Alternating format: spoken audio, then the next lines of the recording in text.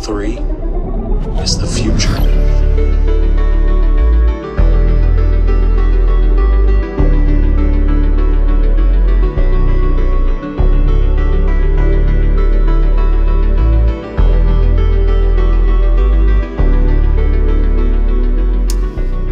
Welcome, crew, to What Are Your Three, a Channel 3 podcast that has been off for a month. So, you may have had a pretty tight schedule in here. We use one DLC episode where we use a little bit of a filler, but otherwise, you all are more used to us being here than we are at this point. But something about 3 video games, somebody's whatever. Ray's here with me. What's going on, everybody? Today's guest, this is a long-demanded episode, by the way. Multi-time state champion coach. But you may know him more recently if you have the newest One of Us GIF over on Channel 3. That reaction right there. He's chugging a drink. Yeah, I do the intro, so I get to say the GIF. Chugging a drink while sitting in an imaginary chair.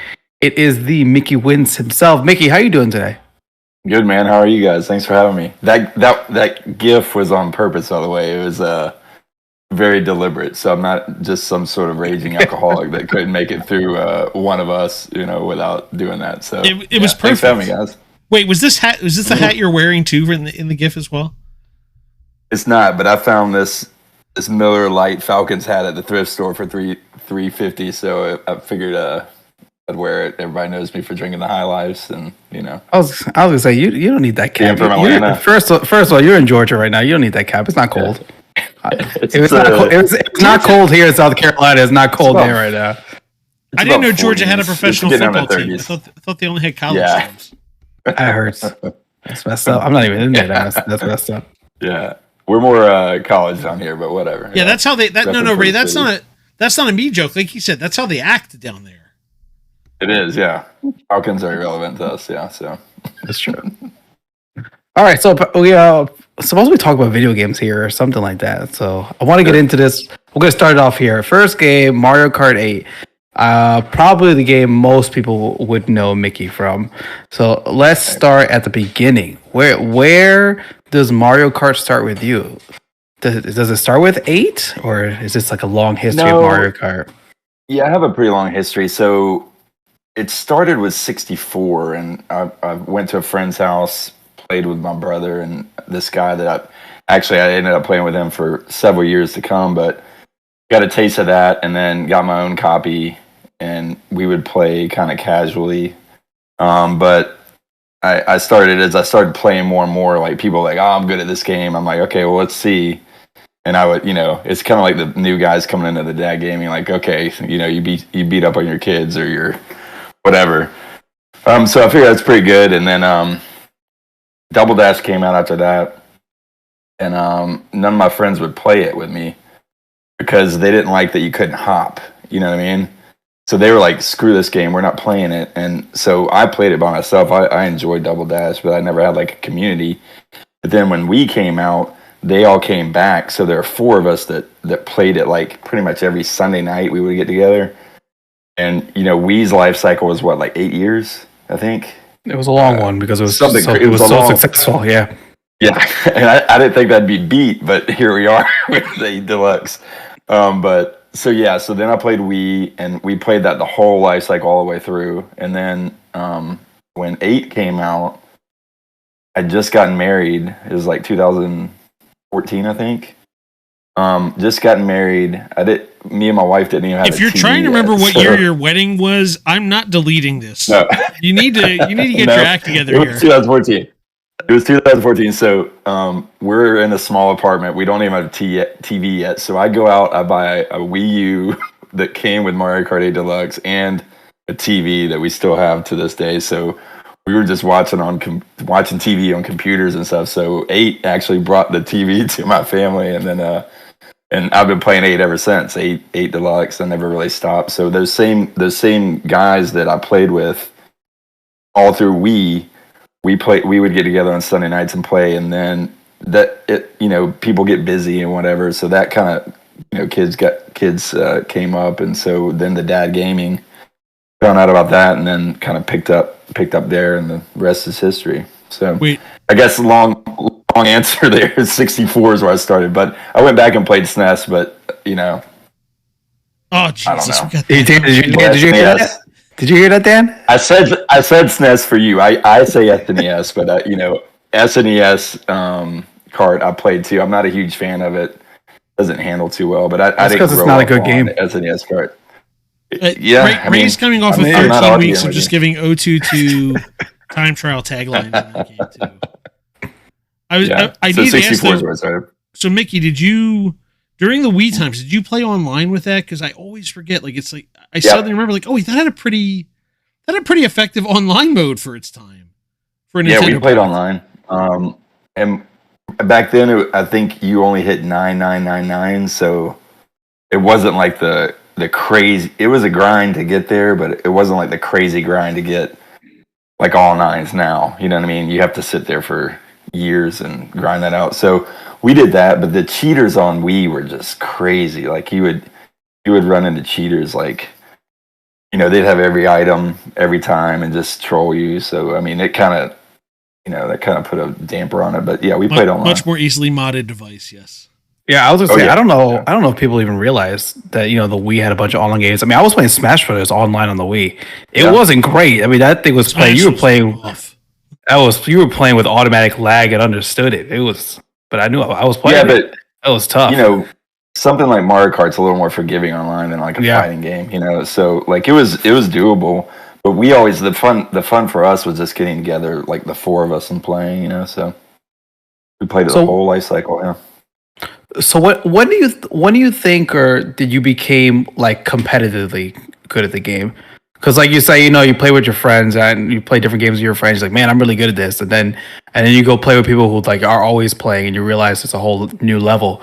But you compete and you go to different competitions and stuff. When do you think you kind of got to that level?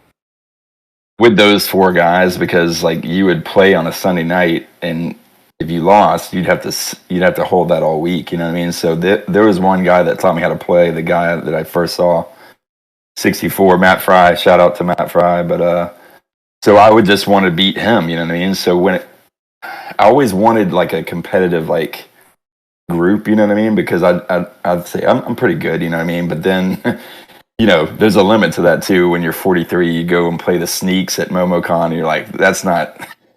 I'm not that good, you know what I mean? I can kind of hold with I'd say 99% of the people, but when you get to that upper echelon, so I guess like through those four guys, you got that competitive spark, and you just wanted to get better and better. You learn quarters and all that stuff. And now with basic, it's cool because you get to go and learn those tracks, and you can do what you want to do to kind of level up, so I guess back then playing with those four guys. A moment of silence as Basic is coming to the end of his run, I think. Yeah, he told me last night he has like 3 more. And fun fact, I came up with the basic training that title. Yeah, it wasn't that hard to come up with, but he pointed that out last night. He's like, you came up with that. I was like, yeah, I remember. way back in the day. Yeah, way back. But just playing with those four guys kind of like spark the competitive juices, and it's fun. So I know you go to I know you go to conventions or have gone to conventions and played card and then whatnot. What do you think is like the ultimate version of competitive card? Is it racing 101? Is it a full 12-person lobby? Is it like a duo thing? What's the real competitive card to you, or at least the one you enjoy the most? I don't know, like 1v1's lame. And I've been to like Dragon Con when they did that. They didn't know what they were doing, the people that ran it. 12v12 is like, I don't have to tell y'all, it's crazy, you know what I mean? So I would want to be somewhere in like a 8 range, like a 8 versus all. But then again, playing is like coaching Mario Kart for high school esports. The 4v4 is fun too, and the kart games. Some people just want to play kart games, because you get that camaraderie of the team, and there's a whole different dynamic. And you can maybe screw up a race, and but you can have your friends back. So I don't know what my favorite is. I kind of like the team stuff, but I mean, if we're racing single, maybe bring it down a notch from 12, because 12 just goes a little too nuts. You know what I mean? I have You turn off lightning bolts too? I would. I mean, because lightning, Jedi, they want. That's kind of why we started doing the, turning the teams off. Because Jedi and them pointed out like, hey, this lightning thing's kind of ruining it for everybody. And they still have it on in the Play VS, like the high school stuff. So it's just kind of, it throws a wrench in it for sure. But that's what the top dudes are looking for, that stuff. They're looking for the shock dodges and everything. So it's kind of, it's part of the game. It's part of the meta. So I don't know. Mm-hmm. But you can turn it off, but people usually don't. Yeah, so that's why I wanted to ask that real quick, because I've not paid attention to the culture since the game updates have come down. Has the bagging culture changed, or is that still running around? They patched a lot of that out, and that you can't, like, from my understanding is you can't like go over an item box and then back up over the same item box and get like something good. You're gonna get like you might get that lightning bolt, but you back up, you might get a green shell. You know what I mean? It's not like a lightning bolt bullet bill. So they've kind of, I think they try to rein that in a little bit. And I think that's good. I mean, because the spirit of the game is it's a race. I've always preached to everybody, I'm not going to tell, as a moderator of Dad Gaming or whatever, I'm not going to tell you what to do. Like, that's not my stick, you know what I mean? But, like, I'm always going forward. You play to win the game. I don't like sandbagging and trying to get, and, I know people do that because I've been to MomoCon and I was, like, at Cheeseland and I'm going forward. I'm like, oh, yeah, I'm doing great. But I see 11 people go back the line and I'm like, oh, I'm about to, and sure enough, that last lap I just get hosed, so it is what it is. But I think they have tried to rein that in a little bit. It's funny, my son experienced it firsthand because he's been playing by himself and puts the computers on, and he sometimes he just wants to sit. He's like, yeah, I go on 12 because I like to get the cool items. And the other day he was playing, he's like, I keep getting shells. And I was like, "Oh, that's right. The game updated, by the way, buddy. You can't do that. Yeah. You can't do it Ray, anymore." Don't let him be raised that way, Ray. It was really hilarious because he came to me and said, "Hey, like this isn't working for some reason." And he noticed it as a 5-year-old. He noticed something had been changed. Yeah. So I guess the powers that be, they did all. Yeah, they made it right a little bit. So yeah. All right, so let's talk about the high school esports team. You guys are, right. Smash Brothers champions. You got the ring and everything, which was, incredible to watch. You guys were finalists this year with the Mario Kart. So how'd you get about, getting into this? Did you push to create an esports team at your high school? Were you approached by someone? How does the video game schedule work? Because I know you guys play a whole bunch of different video games throughout the seasons. So at my old high school, I had this club called Dweebs and Weebs, and I'm trying to think how it started. Okay, so these kids came to me and they said, "Hey, let's start an anime club." I said, "Okay." I said, "Would you mind if, like, I maybe put some games over to the side that people could play, and you could watch anime?" And that kind of started, people liked the stuff I was bringing in. So it was like video games, anime. Then the D&D kids came to me and said, "Hey, could you host a club?" I'm like, "Look, I'm kind of busy, but like if you want to come under this big umbrella." So we had this like whole thing of like anime, video games, D&D, just big nerd fest, right? So I left that high school, and that club had gotten pretty big. I go to the new high school, and Gwinnett County's just starting esports, right? So there's a guy in Gamers Club, and I'm like, "Hey, I can take the video game side of this." So that thing gets going.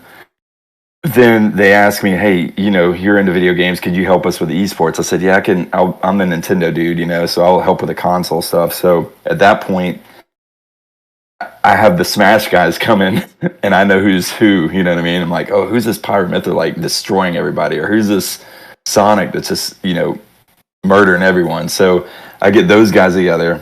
We win our first state title, and then they start Mario Kart the next year. I'm like, I was made for this. You know what I mean? So we get those guys. They have it okay for a season, but second season, once they kind of meet some of the Dad Gaming guys and kind of like see how we kind of see how the thing works, they went all the way to second place. So just this last season, we had the Smash team won their second state title, and Mario Kart went all the way to the final 2 and got beat in the finals, but they still got a second in the state. And so it's that's how I kind of fell into it. I was kind of running a nerd club, and then going into my new high school with the esports coming in, it kind of brought me into that. So it was really great, like the community we have for Mario Kart, like the resources. Like I tell the kids all the time, like nobody else in the state has resources like this. Trust me, you know what I mean? You got Basic on a Discord chat, you can ask them whatever you want.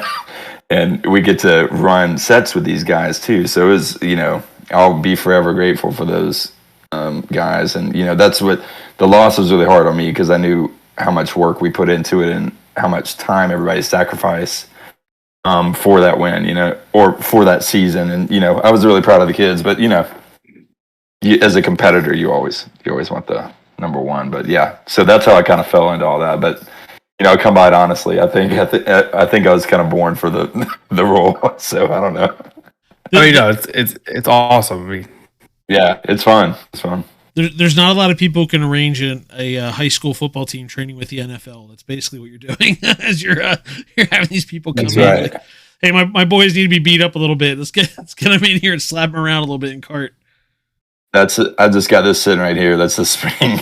So these kids have the letter right there. Yeah. Letterman jacket, yeah, you know what I'm saying? So, and the rings. We get sized for our third ring on Wednesday, so.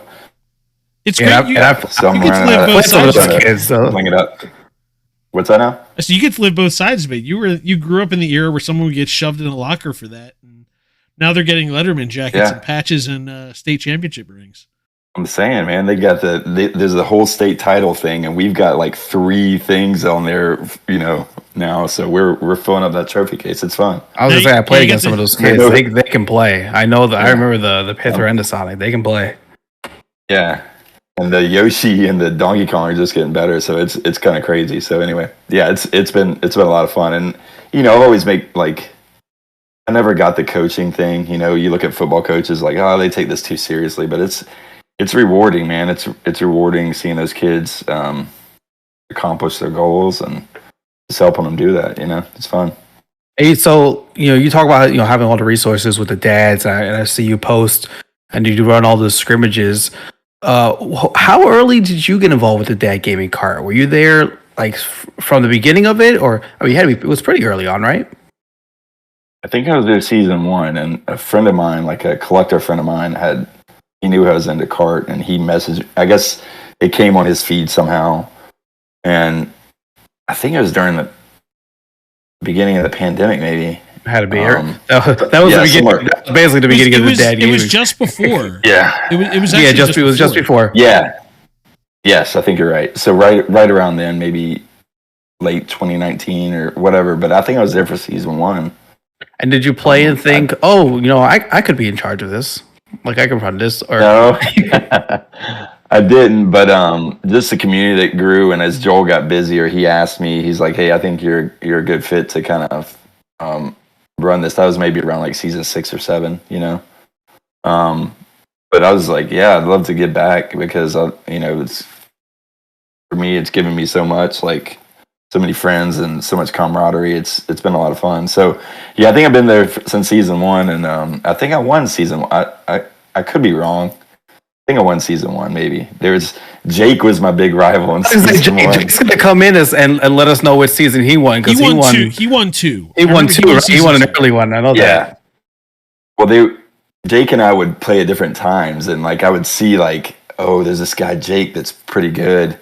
And someone said on some comment, I'll have to go back and check this, but someone was like, "Hey, you might want to avoid Jake." And I was like, "Hell no, Jake needs to avoid me, man. I'm the dude."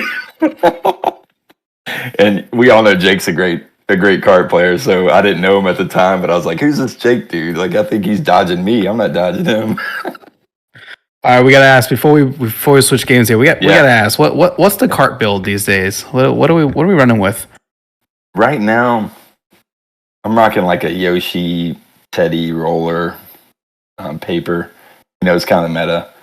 But when I'm racing late night with the guys, I'll just go all Animal Crossing build. I'll just go Streetle, leaf tires, Villager, paper glider. That thing just looks tough, man. Just slide through those green wheels, getting beat by the Villagers. So it just depends. But if I'm taking it seriously, it's the Yoshi Teddy, something like that. I tried the Cat Cruiser. A lot of guys are running that, but it's a little long and the hitbox is kind of strange. We were actually talking about it last night, but Yoshi, Teddy, rollers, paper. That's the, I'm trying to win. I'm pretty sure I know the answer to this one, but there might be people who might not know. What give us the favorite course and the least favorite course? I mean, favorite. There's a few. There's a few I got to go with favorite. I'm gonna say Animal Crossing, and then Neo Bowser, and then in the dad game you gotta like the dry dunes or whatever that is called. You know, we have a different name for it, but I'll keep that. It's I know it's a family show, but I know the answers to all the favorites. Those three, yeah. Now least favorite, Toad's Turnpike is just so boring and like it's so blah. But however, everyone hates the Turnpike. Hold up. You turn it up to 200. And it's incredible because it seems like it's made for 200. Like it's the turns and everything. It's so fun on 200, but on 150, I can't stand it. It's just like so boring. You know, it just doesn't do anything for me. I don't know if that's my least favorite because I'd have to go through the new courses. There's 96 courses now or something. Something crazy. So that one comes to mind. So I don't know, something like that. But those three are definitely like my favorite. Wait, how many of you guys are math teachers? There's quite a few of us. Yeah. It just hit me when you're like, oh, I guess 96, yeah, of course, 48, 48, 96. I was like, wait, all of you guys are math. Wait, what? There's a couple that apparently Nintendo and math go together, obviously. Mm-hmm. Yeah, you gotta let some of these new dad gamer kart people, you gotta let them know about the unwritten traditions. I'm seeing a lot of Neo Bowser not picked. So man, Joel, back in the day, Joel and I it was an unwritten rule. Like, if you want, that's a gentleman's course, the Neo Bowser. That's right. That goes back to the Nintendo app being used for voice chat. I was on the, that's right. My first couple of Monday, I was an early Sunday night player and then moved over to the Monday nights. And that's when I got the business the first time I did not pick Neo Bowser and got told, no, listen, we're going to tell you something here, son. Hey, look, you gotta like it, yeah. So some of my kart kids are like, we don't like this, Mr. Winslow. I'm like, you need to go in the hallway, think about what you just said, and come back. Think about your life. School doesn't let me hit a kid. I'm just saying. That's right. Yeah, that's right. But yeah, that's a must for the dad gaming group. All right, we're going to move into your second game, and I think this is where we're going to say that you have a competition in you. We're gonna cite Daniel Plainview and just say I have a competition in me. Game number 2, Donkey Kong, the original, not Donkey Kong Country, none of this other nonsense. Going back to the original arcade back in the 80s. And I'm gonna start this one off with a story I've told you before that Nintendo used to have a YouTube channel, or they had a YouTube show called Nintendo Minute, and one of the episodes covered Donkey Kong. And I did the full DiCaprio pointing meme as I look up as they're flashing through some top scores, and I see right on the top 10 list, there's Mickey Winz. I go, I know that guy. Yeah. So this is not just here because you love the game. This is here also because you have a competition in you. So where did I'm not even sure. asking where this started. Where did this one start? You ever seen The King of Kong? Yes. Billy Mitchell, Steve Levy. Yeah, okay. I started there. Like a lot of us new age, like Donkey Kong people, I say new age, like in the last like 10, 15 years, watch that movie and like, oh, that looks like a fun game. You know what I mean? It's not. And by the way, I don't know if this is one of my favorite. I had to talk about it because the competition in me. I don't say I enjoy us sitting down and playing Donkey Kong, but I started watch that movie. I can't remember what year it came out. Somewhere between like 05 and 010. Yeah, it's almost 20 years ago now. Yeah. So watch that movie. Oh, Steve Weeby's a math teacher too. So there you go. So I'm telling you, it's all over the place because isn't Mamba a math teacher? Yeah. Mamba a math teacher too? Yeah, he does STEM stuff, but yeah. Yeah, he's in middle school, yeah. So I watched that movie, and I think about it a little bit. I played a little bit on my PC, like just kind of screwing around, seeing how hard it was, and it was hard. But then like I think it was like in 2000, maybe 11 or 12, I found like a Donkey Kong arcade cabinet, and I paid like $600 for it, brought it to where I was living at the time, started playing, and then I saw my score start going up, going up, going up, and eventually, after maybe a year or so, I got you know what a kill screen is? Have you heard of that? Yeah, so like the Tetris was just big in the news. But Tetris just happened. They just Tetris. Now that's wild. They ran out of game. I can't believe they ran out of Tetris. That's a little game. And he did it exactly. live. So it wasn't like he faked anything. Like that guy did it live for Tetris. Yeah, exactly. The first one ever. Yeah, that was crazy. Go watch that video. You haven't. And someone else just did it a couple days after. Oh, did they really? Yep. I think they saw the kid and was like, "Oh, this is how you do it." And I think they followed along and did it. That's just going nuts, man. But yeah, so at level 22 on Donkey Kong, it runs out of memory, and you get to play it for a couple minutes, and you die. So the cool thing about Donkey Kong is it's not a game where you can like take drugs and stay up for 48 hours, you know what I mean, and get a high score. You have this much time, and you have to play pretty aggressively to get a high score, you know what I mean? But the first step is getting to the end, which is not easy to do. Very few people will ever do that, and have done that. So I got the kill screen when I was like 874,000-ish, and then I was like, okay, well, I guess my next goal is I'm going to go up to 1 million. And this is over a several year period, you know what I mean? And these are like 3-hour games that can be like squashed in like 2 seconds if you get in the wrong headspace or get the wrong like RNG or whatever, you know what I mean? So the next goal was 1 million, and I got 1 million, and then I kind of was able to push it up a little bit before I kind of like, you know, I'm 4 or 5 years into this now, and I'm like, okay, I'm getting kind of burned out, you know what I mean? But in the end, I think I am you have to check donkeykongforum.net, but I think I'm like number 28, 29 right now, and I'm one of only 3 people ever to get 1 million on one man. So you have like, once you get the extra man, you have 4. But I got 1 million on the very first man without dying, and only 2 former world champs have done that, and me, that I know of now. So you want to talk about pins on Channel 3 or whatever, on the Donkey Kong forum, there's a 1M, and only 3 people have that, and then I was one of them. So yeah, that's how I got into it. But is he asking for a new golden tagline, Ray? Is that what just happened here? It's much more. It sounds like it. Listen. Tonight I learned that Donkey Kong has 22 levels. You think I made it past level 3 ever? Like, yeah, I can't even. So level 1 has 2 stages. Level 2 has 3 stages. Level 3 has 4 stages. Level 4 has 5 stages. Level 5 has 6 stages, and then 5 through 21 all have 6 stages that go through those cycles, and then you get to level 22, and it goes to the the barrel stage, and you get to play for a couple seconds, and then it just like he just dies, you know what I mean? So yeah. And my high score, which is on Twitch, this is one of my favorite stories. My high score is on Twitch. If you go watch it, at the end of the score, like I've been in the arcade for like 3 hours. I go on my wife, I'm like, hey, Kristen, I got a high score. She's like, oh, great, what is it? I come back to the machine and it's reset. It's not there. And I'm like freaking out. I'm like, I'm recording it, by the way, but I'm like, the score's not there. Where is it? You go back and watch it. You can see it in the gleam of the arcade cabinet. My lab comes in because she's excited to see me after 3 hours. Labs have pretty strong tails for swimming. She's wagging her tail. It goes pop on the machine, resets the machine, and you see it go bzz.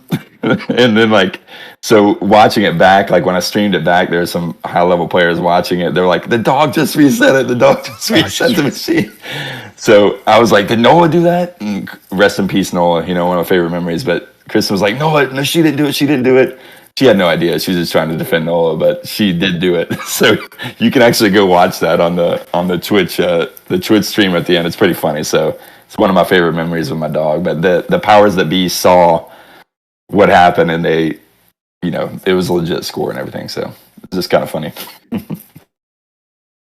So I mean, you're aggressive. You run the score up. I mean, I know I watched you a few times, and just like you're just jumping barrels early. Much like in Kart, you're cutting barrels, and you're just trying to run this score up. Is that Well, your you can- strategy mainly? Well, yeah, I mean, there's all kinds of stuff you do, but you're kind of like re-jumping barrels. You're like jumping them, then going down, trying to group them. And you can somewhat steer barrels. Like if you take a hard cut like the other way, like they'll drop. Like there's a certain percentage that they'll drop. So you can kind of like group barrels together and get higher points. If you jump like 3 barrels in a row, you get like 800 points as opposed to 1. It's like 100. So you'll see a lot of like high level people like grouping them and then like going down, jumping them. It looks very risky, but you kind of get the hang of it after a while. But it's still very, very tough game, very challenging. But you know, it's just you're trying to play as aggressively as you can because you have this much time, you know, because when level 22 hits, it's done. You know what I mean? So you have this much time. And if you have extra minute at the end, you can like, how do you say it? Like you can kind of like get as many as you can and then kill yourself and then do that again. Because if you take all your men, I didn't know this the first time I had the kill screen. It took like 2 men to the kill screen and it just like, it did both of them. I thought it'd just do one and done, you know what I mean? But so there's all kinds of strategies at high levels, but it's just kind of like playing as aggressively as possible in that little space. And that's what I kind of like about the game is that it's you know, you have to kind of max that out. It's kind of cool. Join us on the Bucket and Hoosier Show, the podcast that's all about community and competitive Rocket League. If you're new to Rocket League, it's a high-flying, fast-paced game that combines soccer with rocket-powered cars. It's a game that's easy to pick up, but difficult to master. And that's where our guests come in. We're talking about the best of the best in the Rocket League community to learn about their journeys, strategies, and tips for success. Whether you're a seasoned pro or just starting out, we've got something for everyone. So sit back, relax, and join us as we explore the exciting world of competitive Rocket League. Join us live Monday evenings at twitch.tv/Bucket and Hoosier and follow us on Apple Podcasts, Spotify, and Google Podcasts to catch past episodes.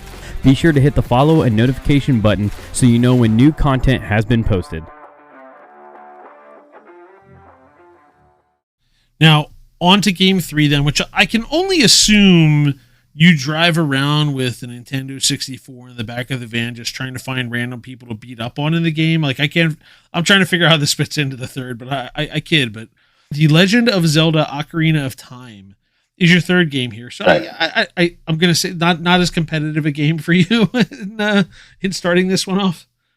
No, and you know, real hot take, right? Ocarina of Time is like one of the best games of all time, right? You've heard 1,000 people say that. Whoa! We don't need that heat here, Mickey. Right.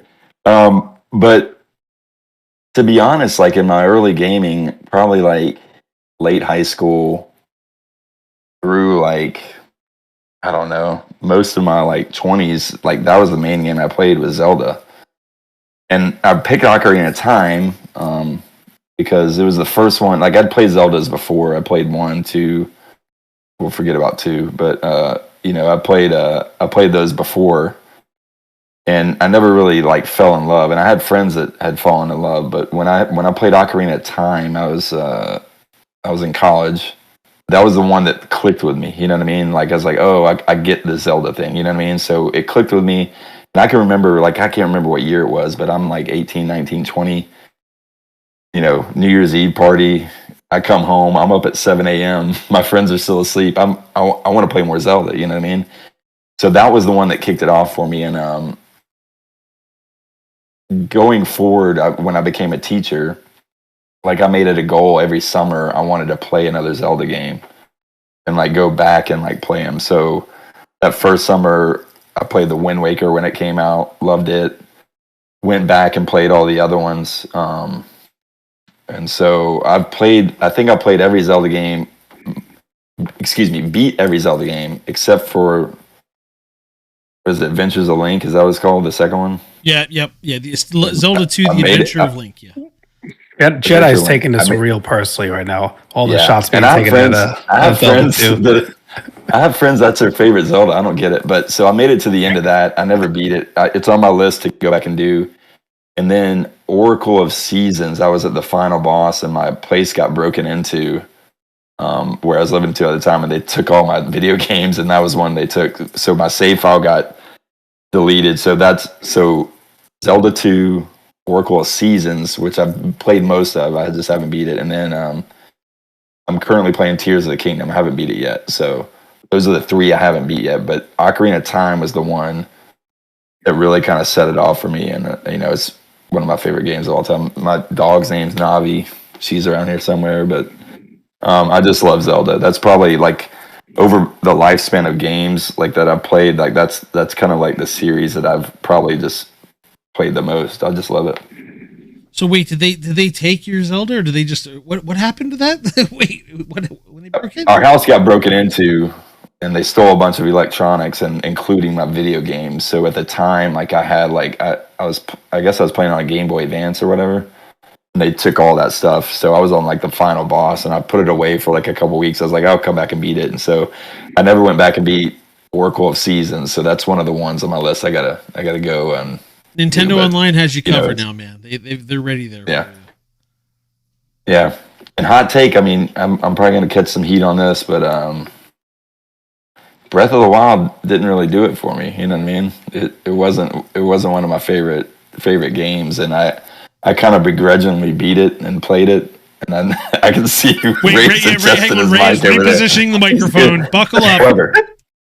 However, let me say this. I don't have a take on it. I want to hear the however that's coming. I need to hear this. Hold on. Hear me out. Let me finish, because I'm saying it took me a while to get into Tears of the Kingdom, but now that I'm getting into it, I'm like 2 dungeons or whatever in. I'm going to the 3rd. I'm on the Zoras or whatever, but I'm enjoying it. And when I get a chance to play, I'm really enjoying it. So I think Tears of the Kingdom kind of clicked with me a little better than Breath of the Wild, because Breath of the Wild was like, if you've been playing all the Zeldas like I have, it's just kind of like, you're the old dude, like, hey, this is different, I don't like this, you know what I mean? But Tears of the Kingdom is kind of clicking with me a little better, so I am enjoying it a little more. Go ahead, Ray. I will allow you to reposition the Ray, what you got? He said he was playing Tears, so I had to hear where he was going with that. I don't have any strong takes. I didn't play the Zelda series, so they are just 2 games to me. Right. And I enjoyed it. I played Breath of the Wild. I played a whole bunch. I played Tears less than I thought I was going to play it, but that's because I have so many other games now. Too many games. That's really what it is. That's the only reason I played Breath of the Wild more than I played Tears. Right. I didn't have as many games. Well, I see. I'm gonna go to my soapbox now, because you already said it with Zelda 2. Like every Zelda game's different, except for like there's a closer comp between Link to the Past and Ocarina of Time than there is to pretty much any other Zelda game that there is in the main series. Like Zelda 2 goes side scroller, RPG heavy. Weird, yeah. Yeah, but even when you get into like Twilight Princess, you're spending half the game as a wolf. Like, okay. Like, I'm sure people lost their mind with that. And Skyward Sword, like, you're jumping around these sky islands, before it was cool, and stamina and everything. Like, they're all do these things. They are different, but they're all like, I call it like a puzzle with a plot. You know what I mean? They're all like, it is kind of like that. You know what I mean? But the first game though is pretty open too. That's where first game's a little different. I like the Majora's Mask and the Twilight Princess, like the dark themes of those. Those are kind of like, the first time I played Majora's Mask, I was like, what in the hell is this? You know what I mean? Like the ending, I won't spoil anything, but the ending, you just like, it's just wild. You know what I mean? It's just like a trippy experience. So I really enjoyed those games, and as quirky and as dark as they were. I had to come back on Majora myself. That was the one where I'm like, what is happening here? And like the running back. Exactly. And it's a lot of stuff going on. Bad time for me in life. So and then what was the one? Link Between Worlds. That was a good one too. Like they kind of went back to that was the 2D 3D one. Yeah. I didn't get to play that one. Yeah. Yeah, you got it was fun. That was like a DS or 3DS or something like that. Yeah. Yeah.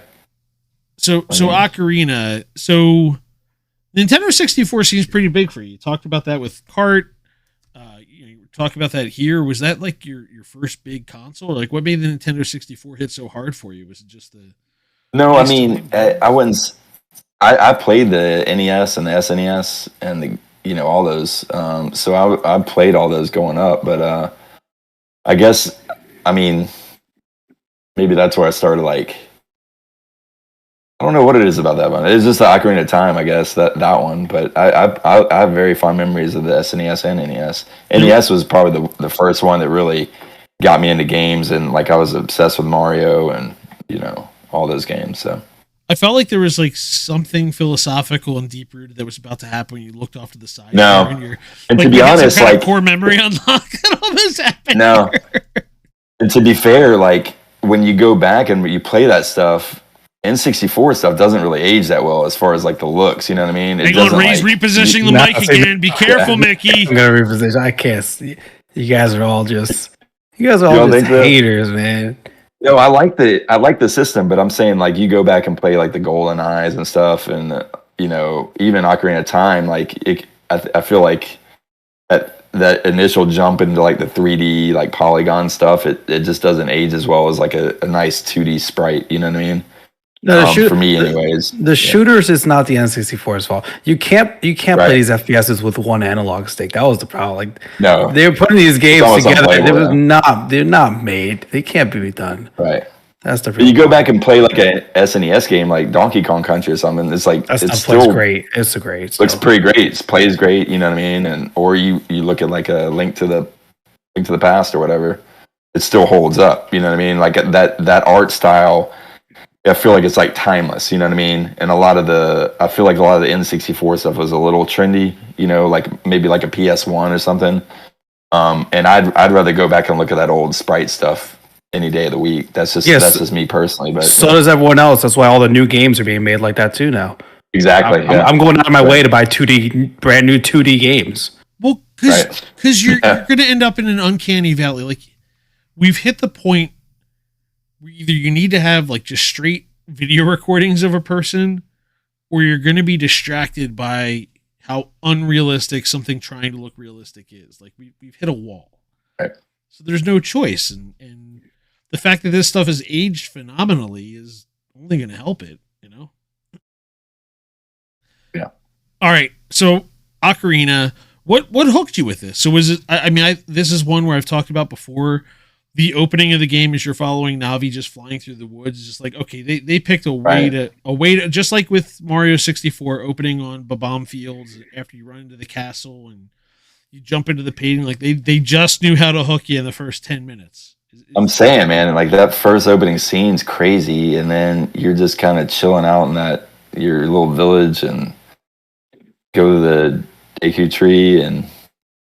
I don't know. It's just the whole deal. Like, and you start to solve little puzzles, and you're like, okay, this is pretty satisfying, And then, obviously, next thing you know, you're in the water temple, like banging your head against the wall or whatever. But they've already got you hooked at that point. So I don't know, just the whole story, and I don't know what it was, but it was you get those games where you just want to sit down and play more, and I feel like as you get older that you get less and less of that. You're like, I could take this or leave this, but that was one of those games I just wanted to really see it through, and couldn't get enough. How many times have you played through it?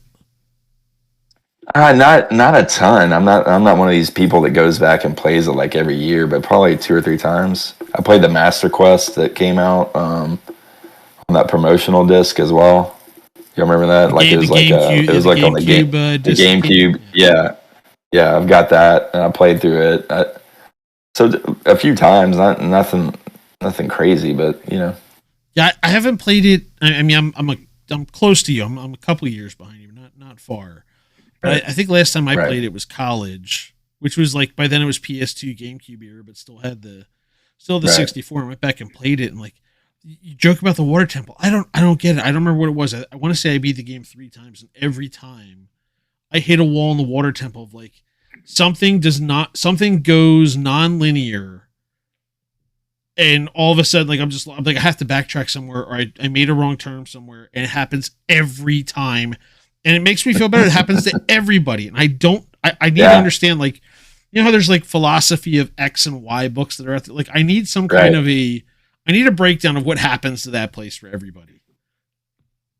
I mean, I've been in that place before, and I've convinced myself that I did something in the wrong order, and that I'm not going to get out. You know what I mean? I need to just reset the whole game. Everybody, but is everybody? Everybody has that exact same like. I've screwed the whole game up. I have to start over. I'm locked in here. I used the key in the wrong spot. I shouldn't have. Like, oh man. So I think we all. I think it's great design because we've all fallen into that, that watery grave, so to speak. All right, so now we move on to the honorable mentions. A couple games that did not make it to the top 3, but we still need to talk about. The first one here, this has to be, on the whole list, this has to be the one that's just the most out there. It is Halo. Halo, as in Halo Combat Evolved, as in like the first Halo? Yeah, Halo 1. Oh man, Halo 1. We don't talk a lot of Halo 1 on this one here. The Duke is arriving! All right, tell me about Halo 1. Yeah, I got a Duke around here somewhere. We were at the end of college, and I think it was like 2001 when it came out, I want to say. Yeah, so my friend got an Xbox, and at the time, I'm not really playing a lot of games, like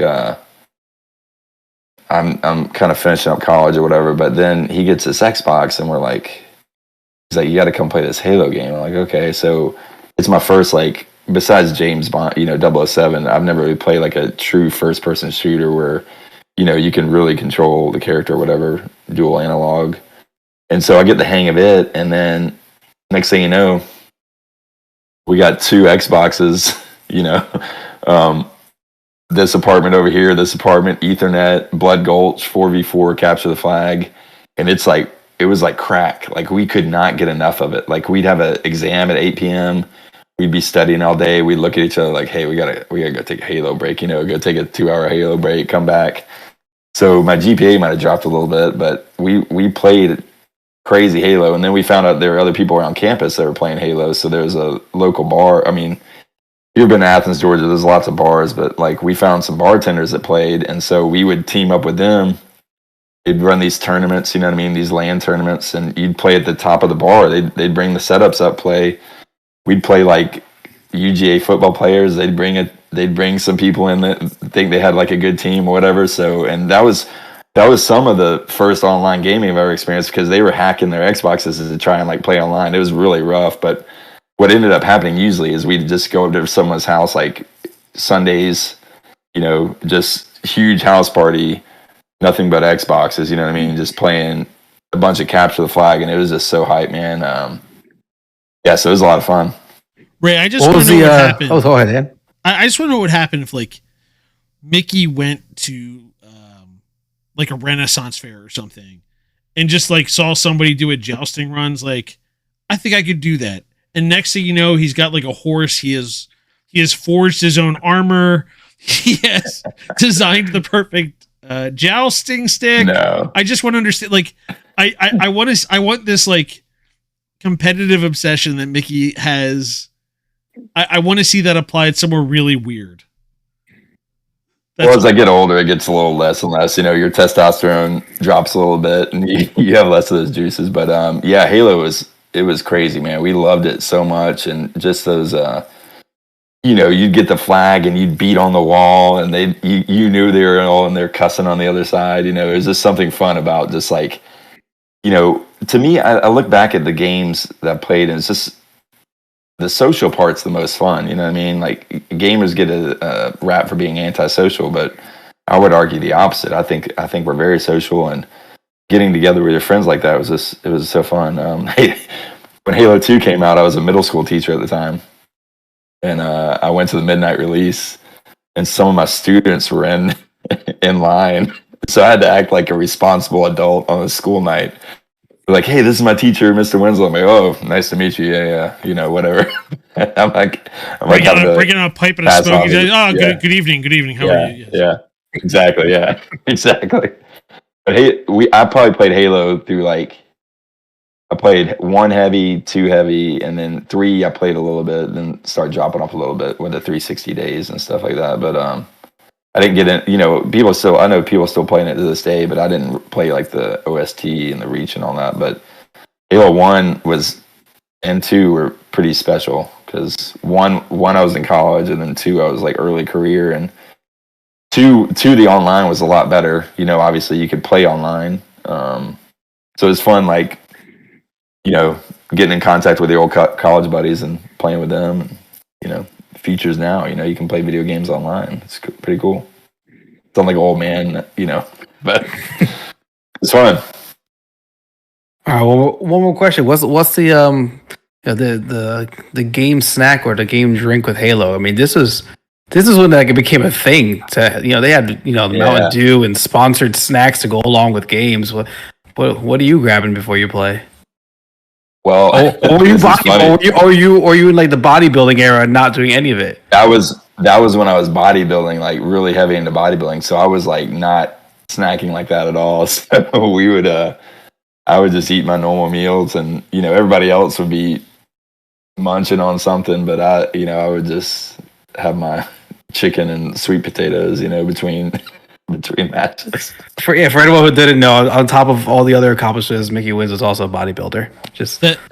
That's my subtle shots at the competition and Mickey again.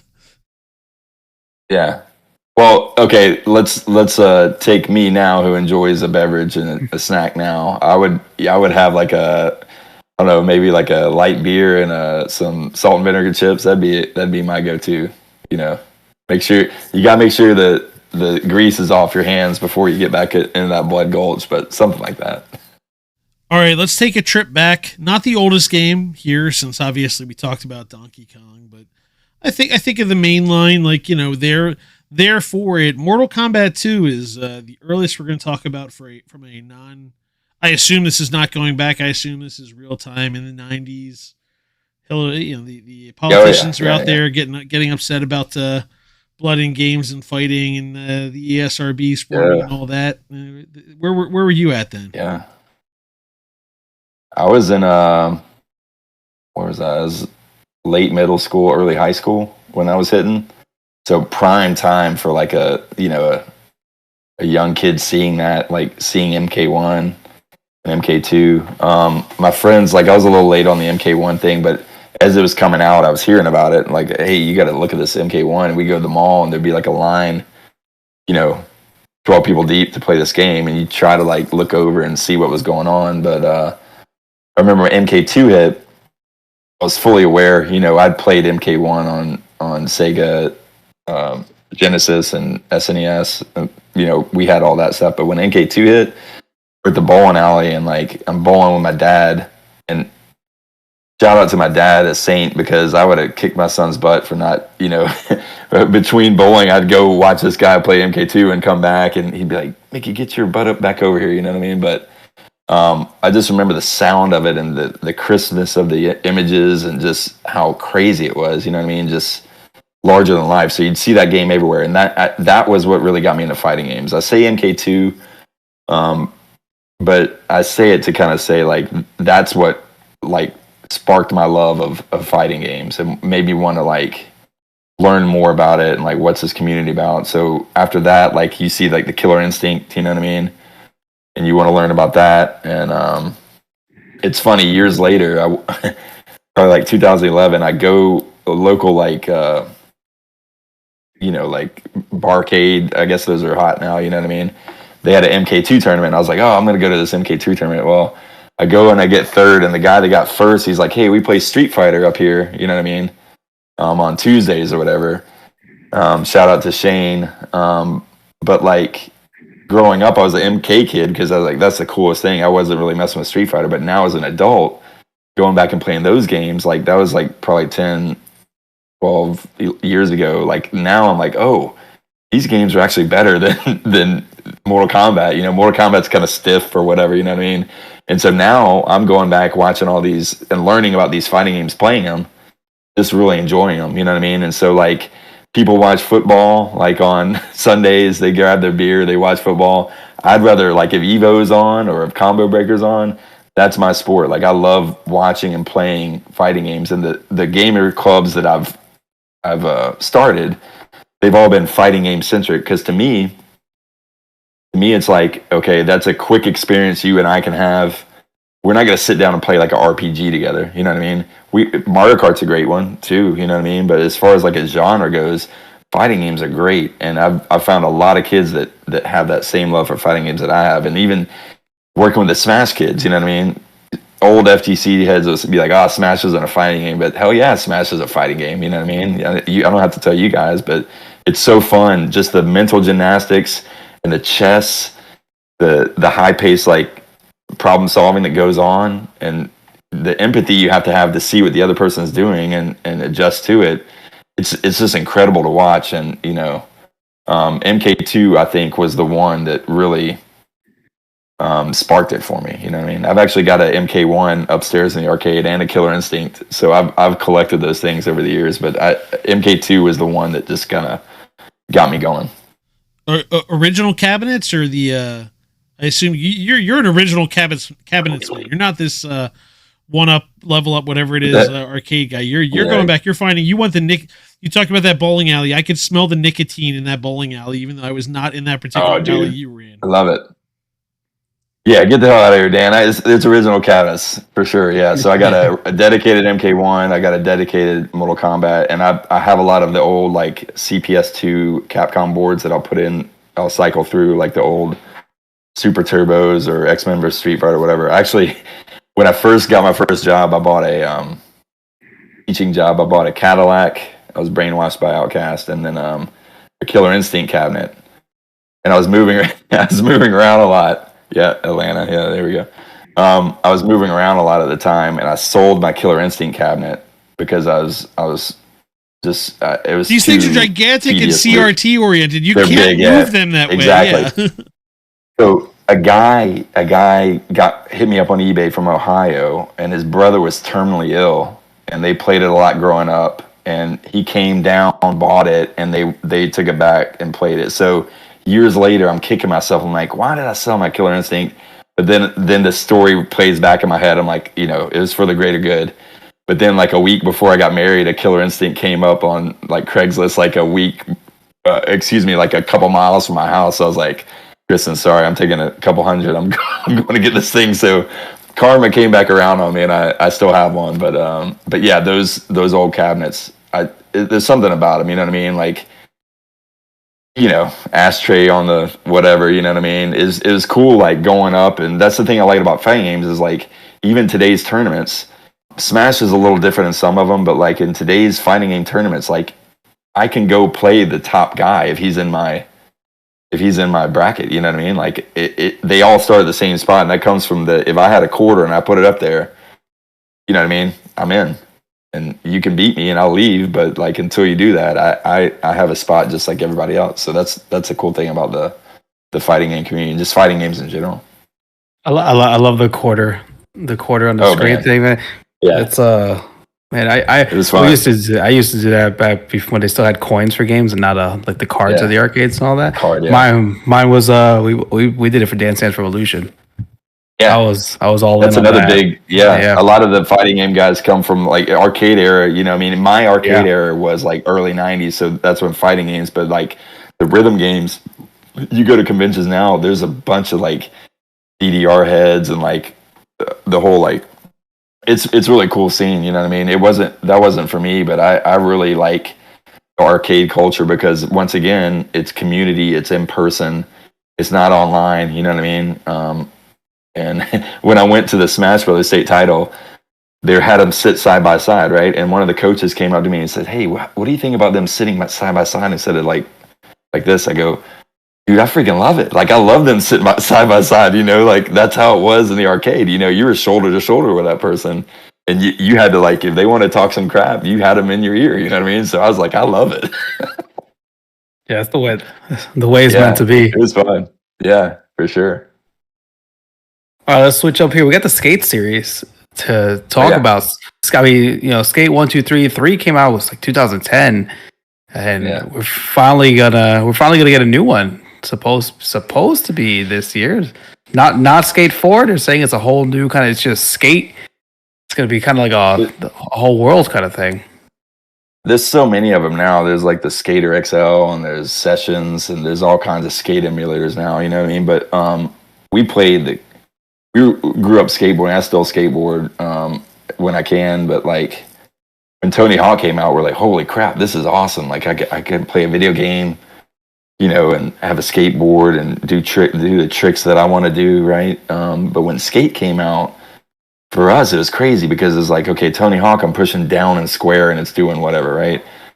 But in skate, like, I know what a kickflip is supposed to do. You know what I mean? I know what my feet are supposed to do, and like mimicking that.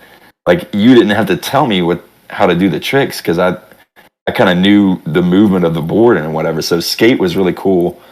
And I couldn't tell you anything about those games. Because I would just get the game and I'd just skate around doing tricks. I didn't care about missions or anything. You know what I mean? I just wanted to have an open world and my roommates would be watching me like, what are you doing? You're like trying this trick for like 2 hours. I'm like, I'm just doing what I would do in normal world on like a skate emulator. You know what I mean? So me and my buddy would get together and just like, have fun doing that. And I think skate, I had all 1, 2, and 3, but I think 2 is my favorite. We would just, I don't know why. It just felt a little better to me than 3 did. 3 tried to do a couple things. Like we like to make it look realistic. We didn't like to like jump off a building and do this, whatever, you know what I mean? And so I think Skate 3 tried to do a little of that where you could put it in that mode, but it didn't. It just came out kind of weird. So Skate 2 is always my favorite, but I just like the emulators, and I still play Skater XL sometimes. Like it's just fun. It's fun to kind of screw around on that.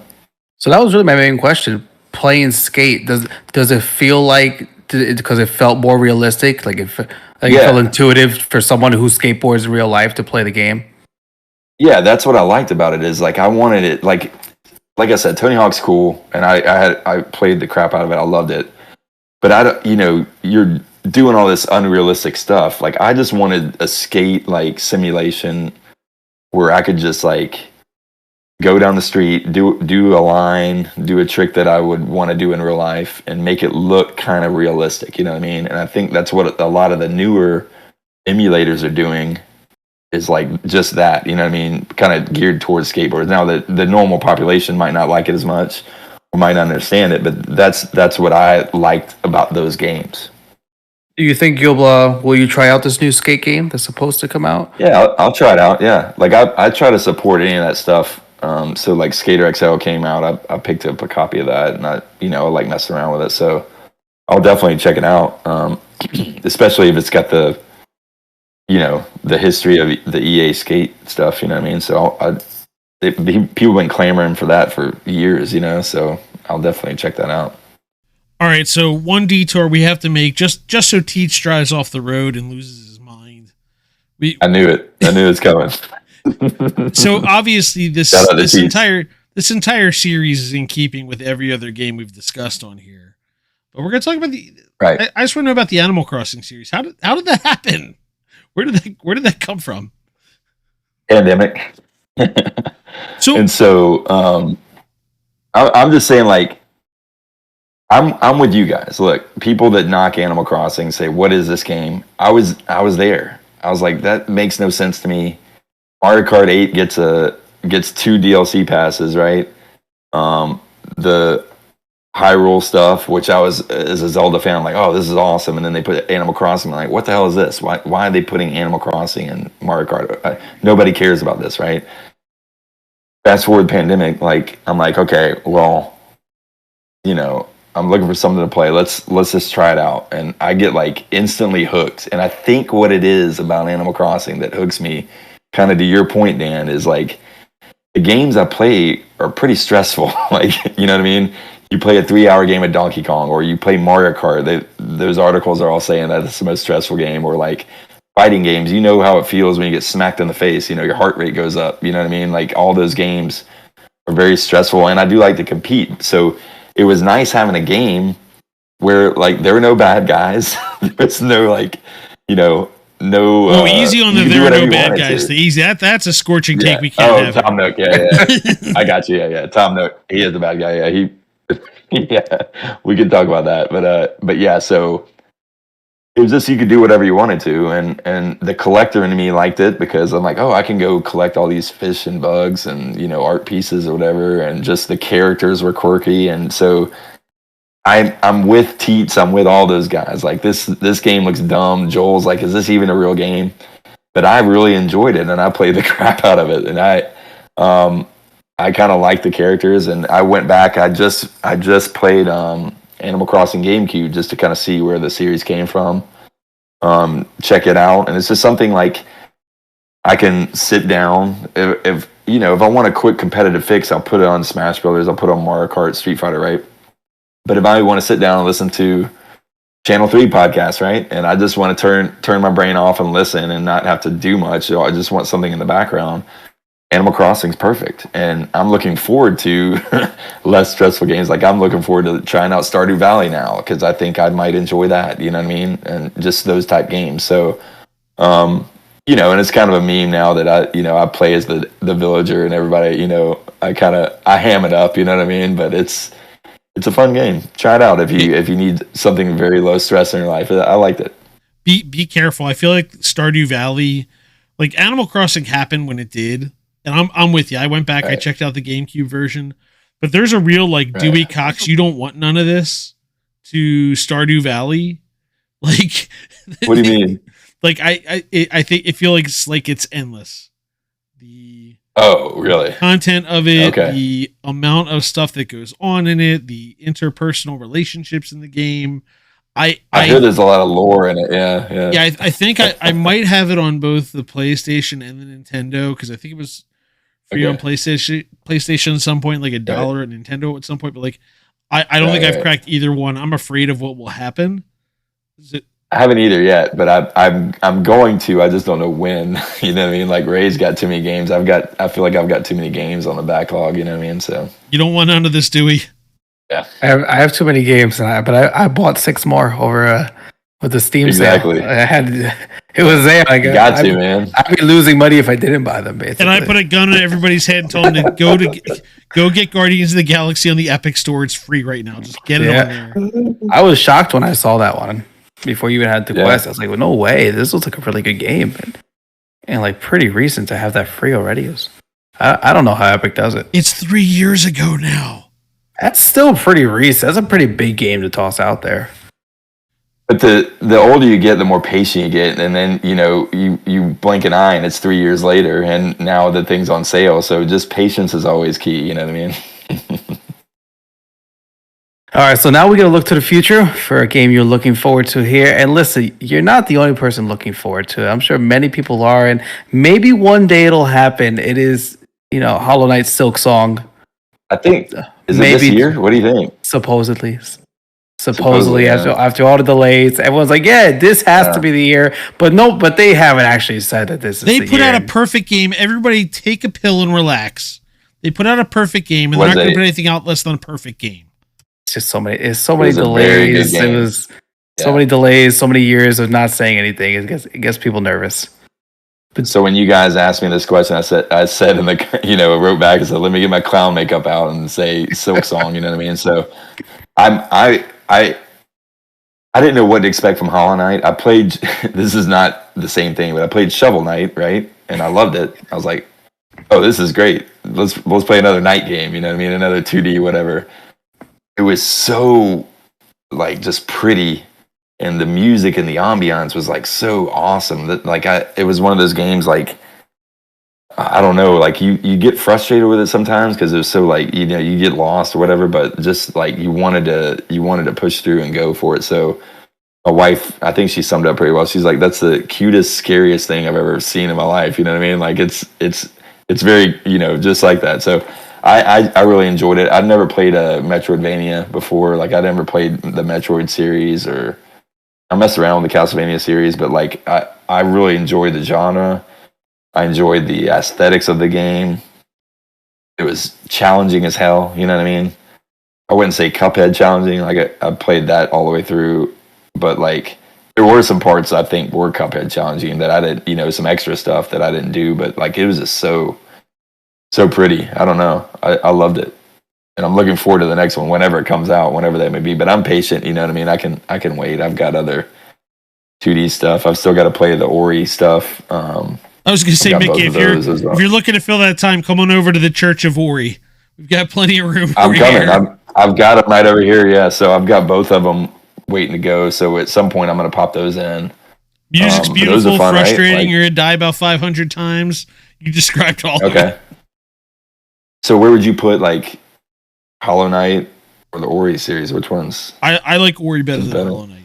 Hollow Knight. Okay. I haven't played it. It's sitting. It's been on my Switch for probably 2 years at this point. I just haven't opened it yet. The Hollow Knight.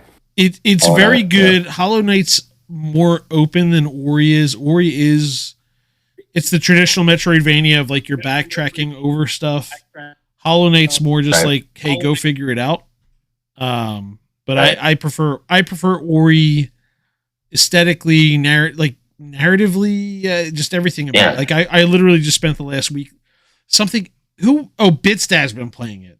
So Bitstad's been submitting that as his clip of the week. And the music just got me going. I'll put the Ori soundtrack back on. Okay. Okay. Yeah, I'll check it out then. I've got both of them. Do I start on the first one? Or? Yeah. Okay. Yeah. Okay. We look forward to your reports back in I'm from down. the field. And like for me, I think the second one is so much better than the first one. Like I love the first one, and I hear it's like refined. Yeah. Okay. I heard Joel talking about it maybe or something. But yeah. One of my favorite games. I've had them for a while. Yeah. So I'm looking forward to it. All right, so on to a question from the Channel 3 history books. We don't give you a heads up on this one. We just pick one of our quests that we use for discussion on the website and pick it for you to answer here with us tonight.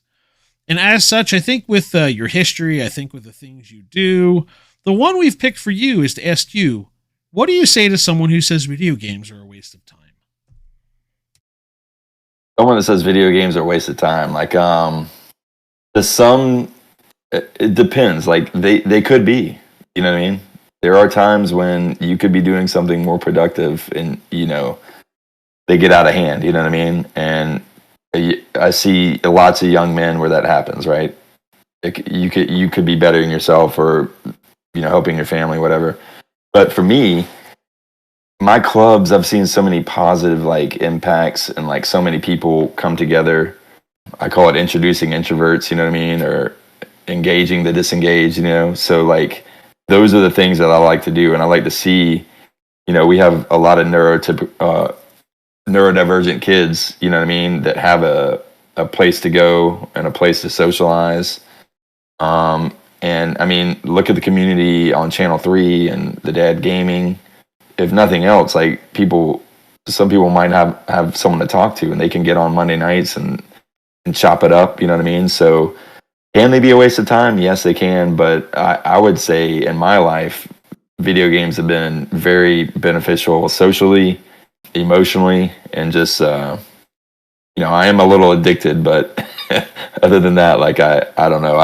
I see a lot of positives that come out of it. So it's a double-edged sword. They could be negative, but in my life and those around me, I think I've thought about this the last couple of years. I think one of my purposes in life is maybe to bring people together through gaming. You know what I mean? As I look at where the last few years of my life have been, those have been some of the more positive ways that I could affect others around me. So, and the medium is gaming. So, I don't know if that answers the question, but. And the question we ask everyone, what is your favorite feature on Channel 3? It's going to sound pretty basic, but my favorite feature is the time trial, where we just type in the time trial, you know what I mean? And it kind of, you can organize a lot better, because I remember back in the day, I'd have like a notepad or whatever going through. I'm like, okay, he got this, and I had to go through, okay, these are the top 10, Ryan Mack does most of that now with the time trials and basic, but it's a lot easier to organize, and it's a lot more fun to just type it in, and just put your picture up and you move on to the next one, you know what I mean? So that's one of my favorite features of the site. It's a math man, numbers. It's a good one that we was like, we need this one in here. We got to put numbers, just put it in order for us right away, please. Exactly. All right, with that, we've made it to the end of another What Are Your Three podcast. Thank you, Mickey Winz, for being with us. You can find the podcast at c3.gg/podcast, dropping every Wednesday morning at 3:33 a.m. Eastern on all the major platforms, including Spotify, not Google Podcasts anymore. You have to go to YouTube Music and Apple Podcasts, wherever you find your podcast. I'm Ray. Dan Tucker puts this all together. And for our executive producer, Joel Willis, have a good day, everybody.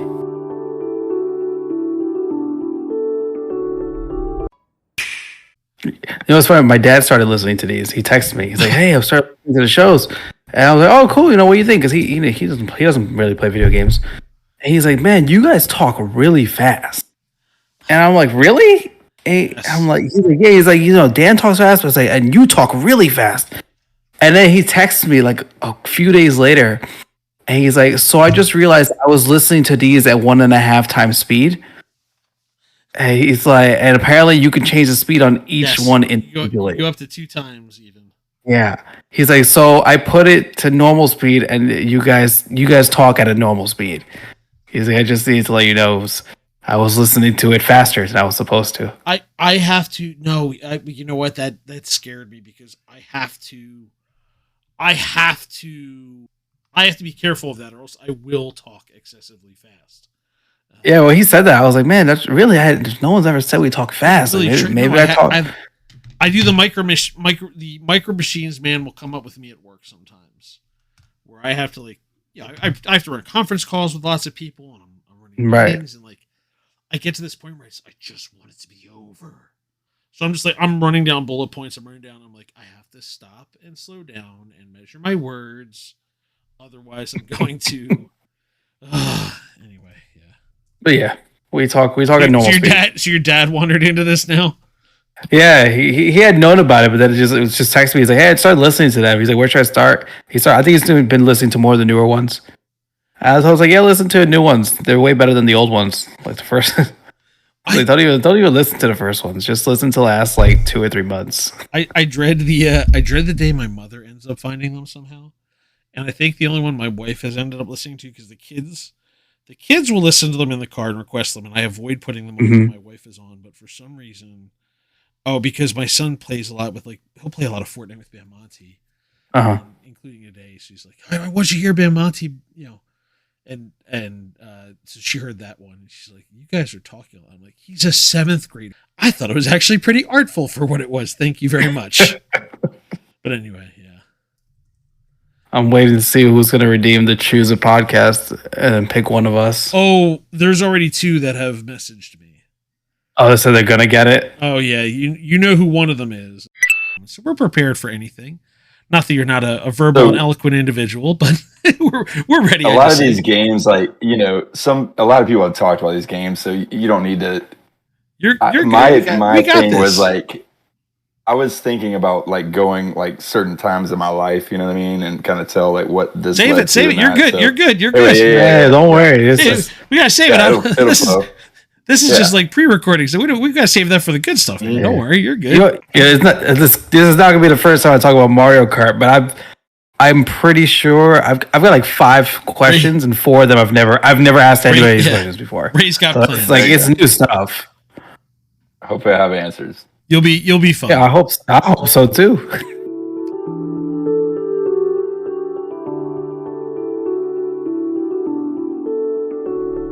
Channel 3 is the future.